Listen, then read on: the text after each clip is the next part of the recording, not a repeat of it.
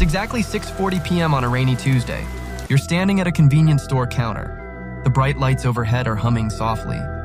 In front of you sits a sweating energy drink, cold water dripping down the aluminum, and a $2 scratch-off lottery ticket you bought on a whim. You scrape the silver coating with a quarter, your fingers covered in gray dust, only to see 3 mismatched numbers. Another dead end. You walk out to your car, the cold air hitting your face, and you look at your phone. You look at your bank account. There is exactly $100,000 sitting there. Maybe it's an inheritance. Maybe it's blood, sweat, and tears from a side hustle. Right now, in this quiet evening, you are standing at a crossroads. You are about to make a choice that you think is small. A quiet decision you make without even realizing it. But this choice is about to split your universe into 2 completely different paths. A few years pass. The initial choice has settled and the contrast begins. Max took his $100,000 and bought a stunning suburban home in Los Angeles. He hosts a massive housewarming party. The smell of fresh paint, the gleaming hardwood floors, the premium kitchen, everyone is praising him. He's driving a leased luxury car in the driveway, looking like an absolute king. You, on the other hand, chose the boring path. You put that $100,000 into the stock market, specifically into Chipotle Mexican Grill, a company every American eats at, but nobody considers prestigious. Max laughs at you over a beer at his party. He mocks your quarterly dividend statement. He says, "You made $75 this month on burritos, bro. My house just appreciated by $40,000 on paper." You go home to a rented apartment feeling like a fool. To the outside world, it looks like you are losing. A decade rolls by. The initial excitement of ownership begins to fade, and reality sets in. Max is visibly stressed.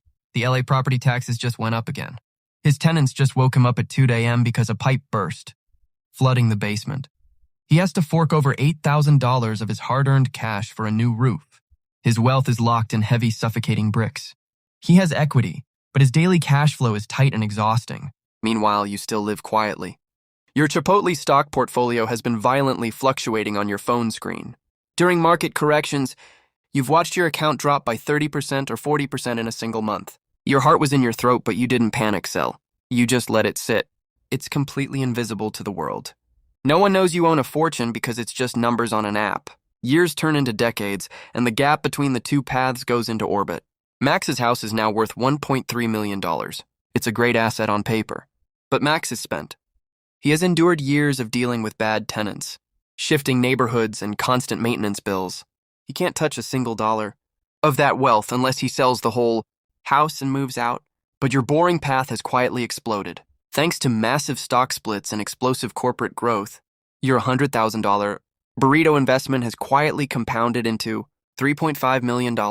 You don't have a single broken pipe. You don't pay property taxes.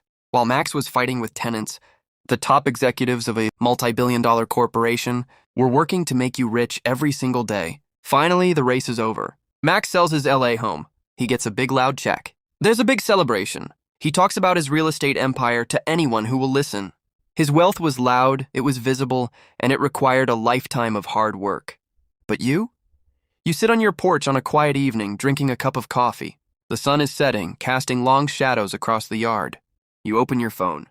You tap your brokerage app. Your portfolio is worth millions. You click sell on just a small fraction of your shares.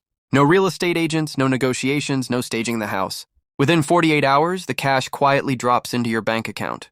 Your path won. Not because it was flashy, not because it made you look rich in the beginning, but because it was quiet. It was boring. It was invisible to the rest of the world. The smartest investors don't play for the applause at the party.